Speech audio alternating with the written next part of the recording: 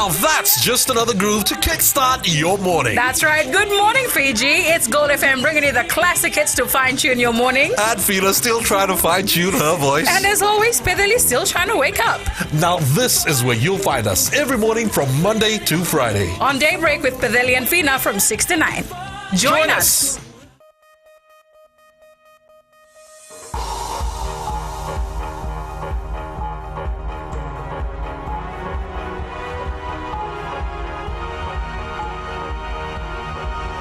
On FBC News tonight, passerby douses flames in yet another bus fire. Police investigate claims that man was beaten by military officers.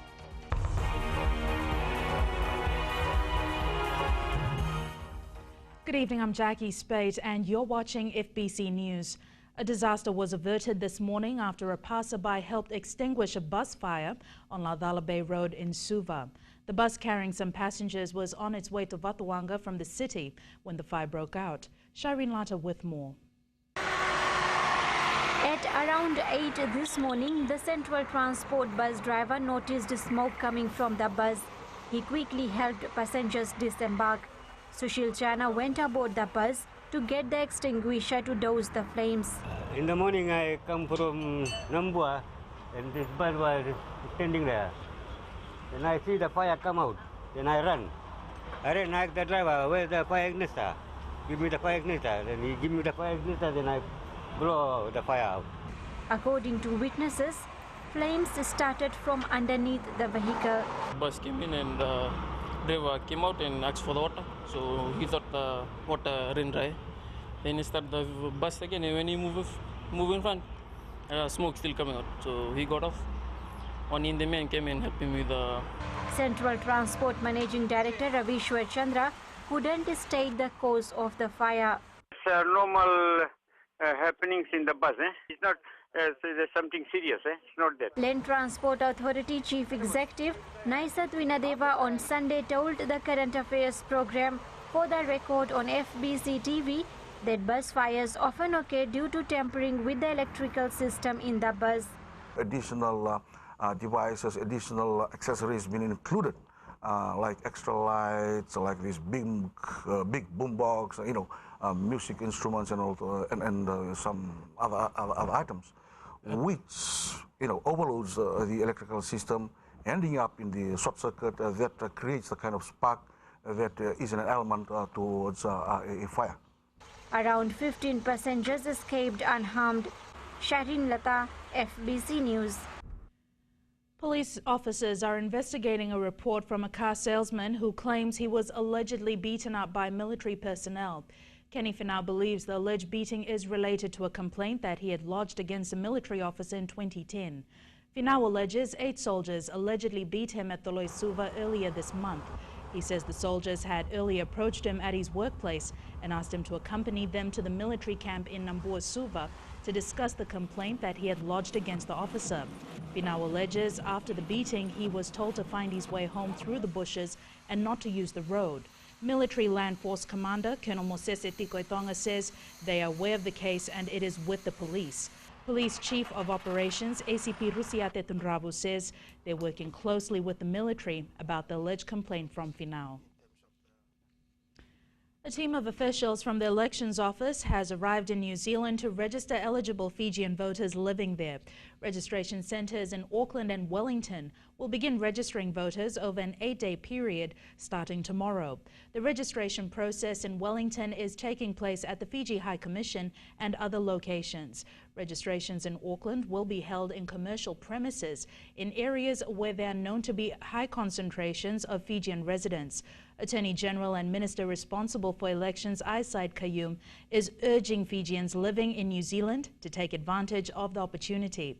He says this is a chance for everyone to make their vote count in elections next year. The New Zealand registrations are the first phase of the government's aim to register Fijians living overseas so they can vote in next year's elections. The next phase, to be announced later, will see EVR centres set up in Australia, on the west coast of North America and in Britain. Still to come on FBC News, government awaits response from casino developers.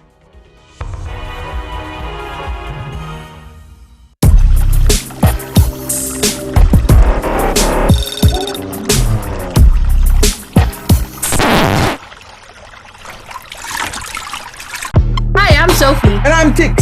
You can join us on The Breakfast Show every weekday from Monday to Friday, 6 a.m. till 9 a.m. right here on Today FM. That's right. Nisambulo binaka oya wone kamanalangi oni nandorungo diao mena diwa kina rua na bisinga mena moniti kina bagarumbuka na Radio Fiji wana ndoma ibiti bongani bianyano nama katalengana bengo na sasibiani na tinna kaloka na bembongi ni bukilulu kena bima mani walu na bembongi ni bakarowai mena mbuza ni balu ninge namaka.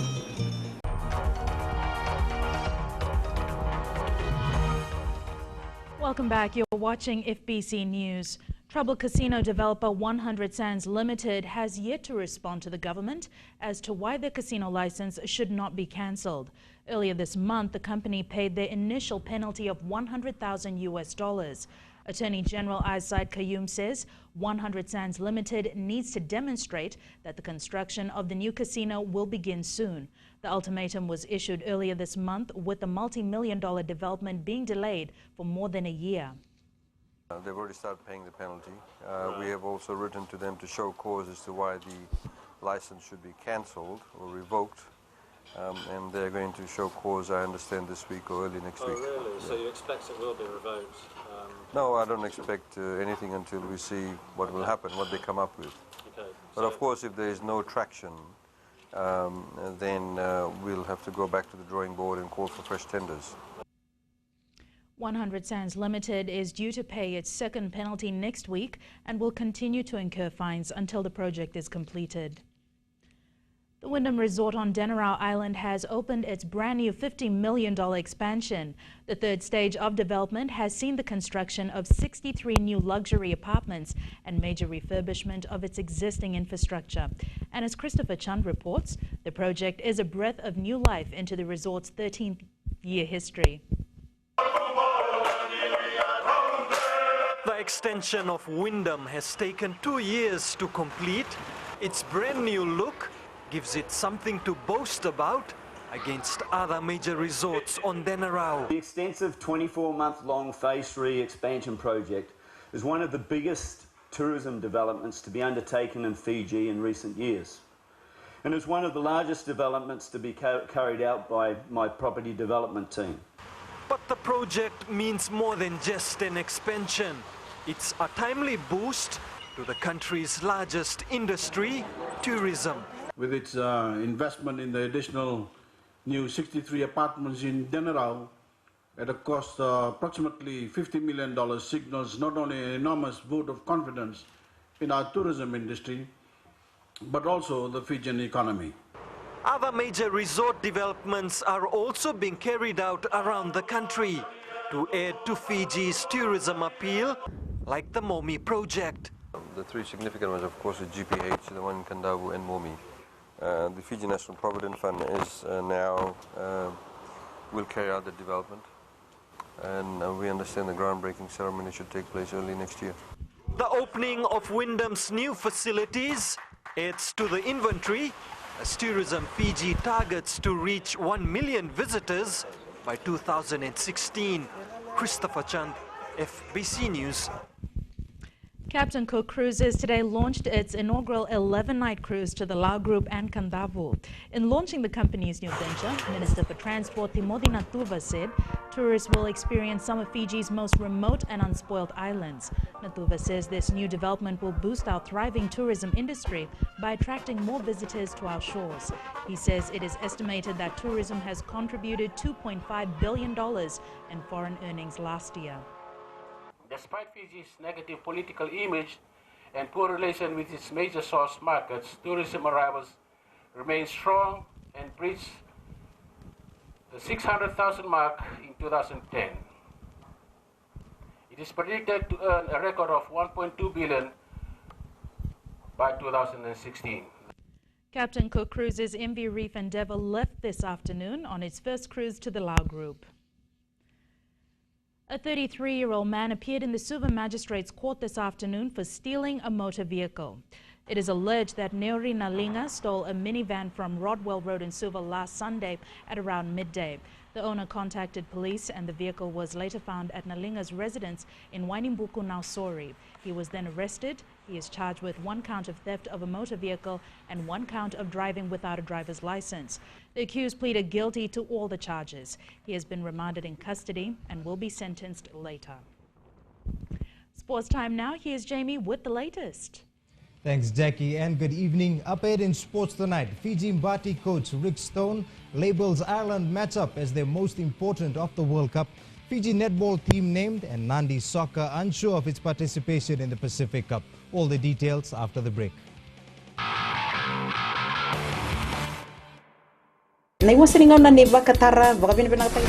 Bola, oya wasala bilawa. Do pata kia o mena diwa kina tini karona kaloko na single level ni moniti kina vagarumbuka. Kako ni valata na no musini sari na kaisa mariando loloma leone vani ni nau om gori ke de mena diwa kina tini karona kaloko na single level ni moniti kina vagarumbuka na Bula FM number 2 en sere. सूरज की पहली किरण के साथ दिन की शुरुआत कीजिए। सुबह का मंगल प्रभात आपको शुभ हो। सुबह सुबह हो खुशियों का मेला, ना लोगों की परवाह ना दुनिया का झमेला। पंछियों का संगीत हो और मौसम अलबेला। मुबारक हो आपको ये खूबसूरत सवेरा। हर सोमवार से लेकर शुक्रवार तक सुबह 6 से लेकर 9 बजे तक शामिल रहें रेडियो फिजी 2 पर हम सफर में रविंद्र सिंह के साथ।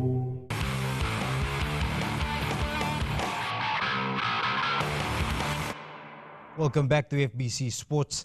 The Vodafone Fiji Mbati's first game in the Rugby League World Cup against Ireland has been branded as the most important by coach Rick Stone. With 7 days gone and another 7 remaining before they face Ireland, the side has become a tighter unit after its 2 warm-up games. Shalvin Chand spoke to the team. While rest of the players stayed back and trained in Hudswell outside of Richmond, Mbati coach Rick Stone and skipper Petro Divonideva were sizing up other captains in Manchester. Stone believes the off-field camaraderie between the Fiji Mbati is their X factor. Everyone's sort of really happy. You know, the mood's nice and upbeat here at the moment, which is great. We really enjoy each other's company, and you know, we're getting down to some hard training. We've played a couple of games now, and now we're getting down to the nitty-gritty of getting ready for this Irish game, which is probably our most important of the tournament. Stone is also happy that he will have 24 fit players to choose for Fiji's first game against Ireland. We had a little trainer mishap. Aloni, one of our front rowers, has got a small hamstring strain, didn't play against Rochelle, but we come through both games pretty much unscathed, and we'll have our full 24-man complement to pick from for next Monday's game. Divonideva believes it's a tough ask to outdo last World Cup's performance this year. There's going to be some challenges ahead for the team, but you know, I think if we can beat Ireland, that would be a great way to help us on our way into the next round. So anything's possible from there, but yeah, I think our focus is just on playing well against Ireland, and then hopefully, you know, we can continue to build some confidence leading into the rest of the competition. The Mbati take on Ireland next Tuesday morning at Sportland Stadium in Rochdale. Shalvin Chand, FBC Sports. The victorious outrigger on the Lagoon Nandrunga rugby side will be celebrating its Fairbrother Trophy win this Saturday. Nandrunga won the prestigious trophy after beating Tai Levu 27-22 last Saturday. The Nandrunga Rugby Union says it will be a celebration involving the Vanua and their sponsors who played an instrumental role in the successful season. At the moment we have plans of marching through town, having a march through town with marching band, and we're trying to get media partner to be able to cover this celebration, as well as our team of sponsors who will be able to pour in ways of acknowledging the win, and we will march through town to the ground, Singapore Village ground. Nandrunga also won the Digicel Cup earlier this year. Former Fiji under-20 netball skipper Asilika Sevutia, along with Jane Costello and Afa Rusivakula, have all made the cut into the final 12-member national side. The trio were today named by Fiji Pearls coach Una Rokoura for a 2-match test series against Malawi next month. Veteran Matila Wanganindrola will captain the side and will be assisted by Alessi Wanga and Tareima Mitchell. The Jacks Nandi football side will hold a meeting tomorrow to decide on whether it will play in the Pacific Cup in New Zealand next month. Nandi, along with Mba, Lambasa and Suva, were nominated by the Fiji Football Association for the Cup. Nandi football team director Javed Ahmed says they need to look at all logistics to decide whether the tour is viable for the side. He says the team needs to work out plans for the start of the National League and the OFC Champions League next season before deciding on the Pacific Cup. The Fiji bodybuilding team left for Tonga this morning to compete in the South Pacific Bodybuilding Championship. Fiji's last bodybuilding medal at a regional meet was in 1995. Ironically, one of the medalists back then is now the team coach. Shalvin Chand has more. It's been 18 years since Fiji came close to a regional medal in bodybuilding. With a young team of 3, a former medalist believes his boys have the goods to deliver. Go to this competition. It's a big challenge for them and expose their talent in bodybuilding and this build up for Pacific Games in PNG in 2015. This is not an easy sport. Sculpting a fat-free body with defined muscles takes time. Hours of pumping iron, dedication towards diet and training. Fiji's trio are first-timers to a meet outside of Fiji. Tough challenge from my other competitors. I'm not looking at this as an easy competition for me and my other 2 friends. Having confidence is getting half the job done. The athletes know what is required of them. I make sure that I'm ready for this competition, that I'm ready for everything that's coming for this South Pacific Bodybuilding Amateurs Game. The Fiji team is in Tonga now, and they will compete against 7 other nations with the aim to end the 18-year medal drought. Shalvin Chand, FBC Sports. That was your sports for tonight. Good evening.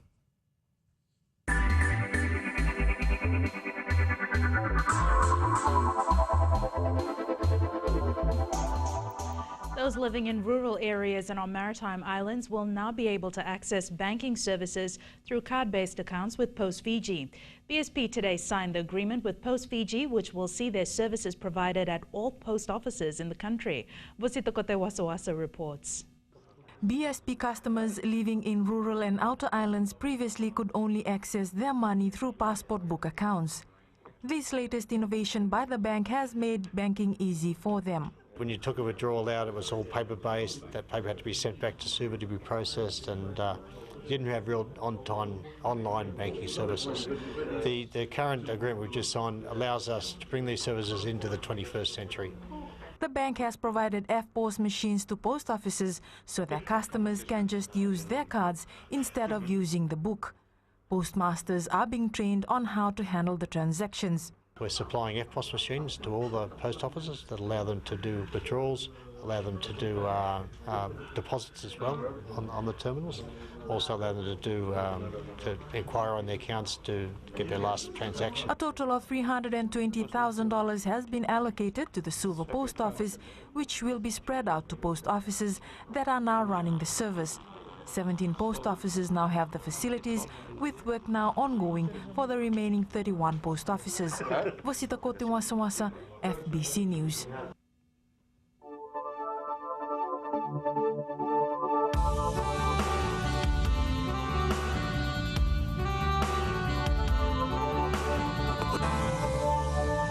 So Jackie, after that bodybuilding story, I think I'll give it a go.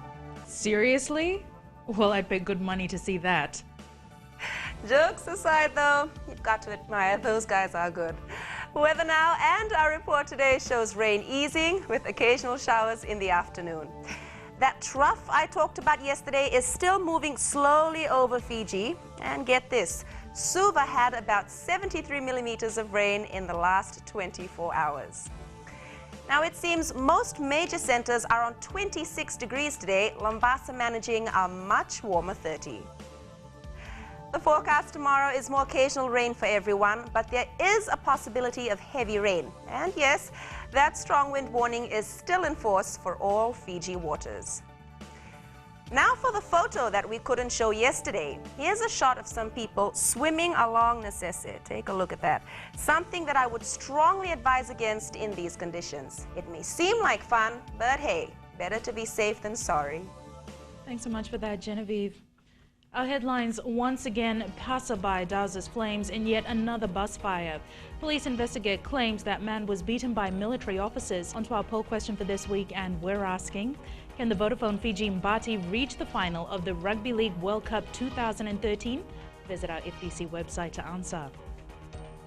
Remember, you can send us newsworthy pictures and videos on email citizenseyes@fbc.com.fj. That's all from FBC News tonight. See you again tomorrow.